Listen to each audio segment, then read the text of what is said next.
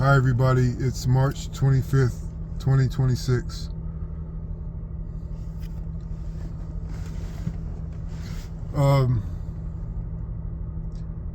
When we consider the mountain of life, it naturally gets overwhelming, and people will tell you to repeat little steps one day at a time, one moment at a time, and you'll get to your destination eventually. But there's a certain phenomenon where when you try not to look at something, and the harder you try not to look at it, the more likely you are going to look at it. So if you can't help but see where you want to be in life as an entirely humongous, gargantuan mountain, and you don't know how you're going to make it, what I have learned is you have to go to love. Because when you go to love in the face of insurmountable odds or insurmountable amount of work that you have to do, if you go with love, you start to get involved with it from any or the best angle. You start to love the small things about what or who you love. So when you love something, the small things are actually big. So when you do a lot of small things and you get enraptured and enthralled in them, you will make a lot of progress. And when you look up at the mountain that you're supposed to climb, and you've been doing what you love for so long, and you've been getting in the minutia of it, you find that you are further up the mountain than you ever thought you would be. And that's the good thing about love. So I don't mean to sound cliche, and I know that's kind of a hard concept to actually figure out how you're going to implement, but just if you do what you love, or if you do what holds your attention long enough, you're going to rise and you're going to develop into a more nuanced and more capable person. So this gets me to thinking about reasoning. One thing that I noticed about reasoning is that when you are young, especially when you're in your young adult years, when you try to reason with your problems, when you try to reason with the situations that you find yourself in, you have to, it's not like you have to denigrate yourself, but you have to realize that you are ignorant. And this is only a matter of mathematics, because you haven't been alive as long as some of the people you know, how long they've been alive. So naturally you haven't been through things enough to learn the lessons that you need to learn to progress.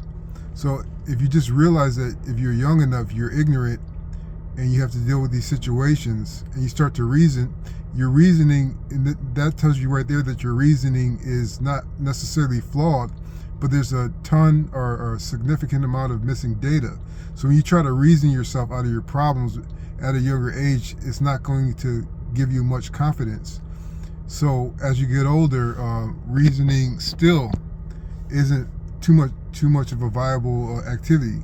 You just have to, it's not just going into action without thinking, but you have to get an understanding as best you can and respond with the best course of action, and not be too afraid to make mistakes.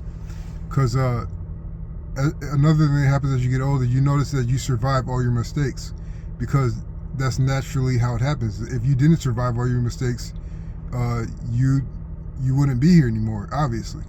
So another thing I could say about reasoning is reasoning with other people. A lot of people tell you that you can't argue with somebody that doesn't have their eyes open, or isn't at the same level of perception as you are.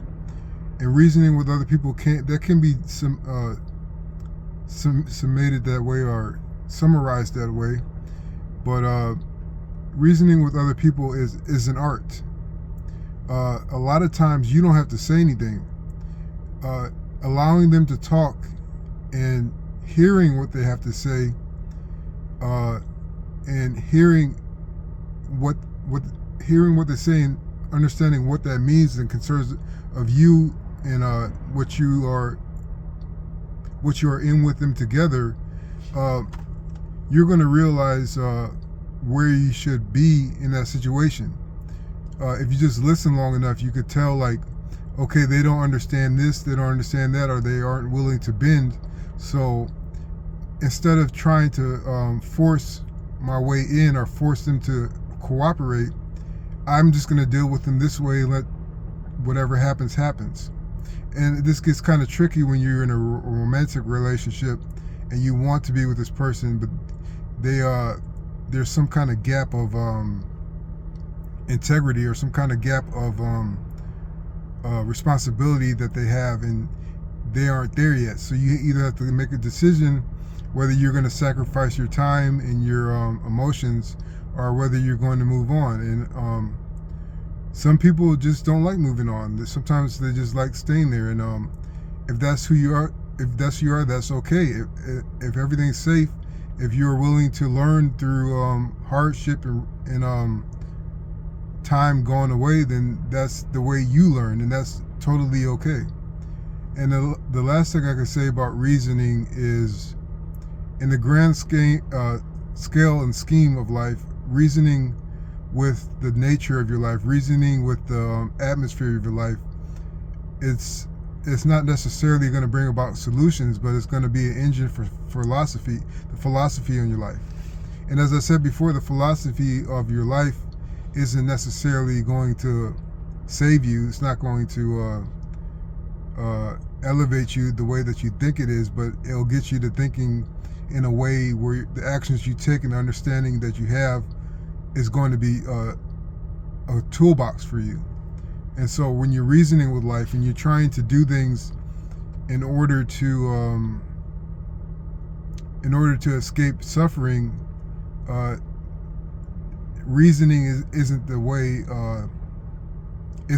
to go about it. And I had a thought before, like, if you're hypothetically in purgatory and you are trying to get out of purgatory, you're trying to do the right things to get out of purgatory, you're trying to check all the boxes and complete all the tasks to get out of purgatory. If you're going about trying to get out of purgatory by doing the right things, that's not going to get you out of purgatory. You're in purgatory because there's something inside of you that doesn't understand what it means to do the right thing, or what it means to live the right way. And so if you're just purposely trying to escape purgatory because you don't like it, that's going to delve you in further. If you, on the other hand, if you do the opposite of what you're supposed to do on purpose, trying to get out of purgatory, you're not going to get out of purgatory either, because you're still trying to escape it. Purgatory, hypothetically, purgatory is there to get you to understand what you have been missing. It's not there to cause you suffering. It's not there to laden you with joy. It's there to help you understand why you are there. And when you understand why you are there and you start living accordingly, that's how you escape purgatory. So I hope this helped. Thanks.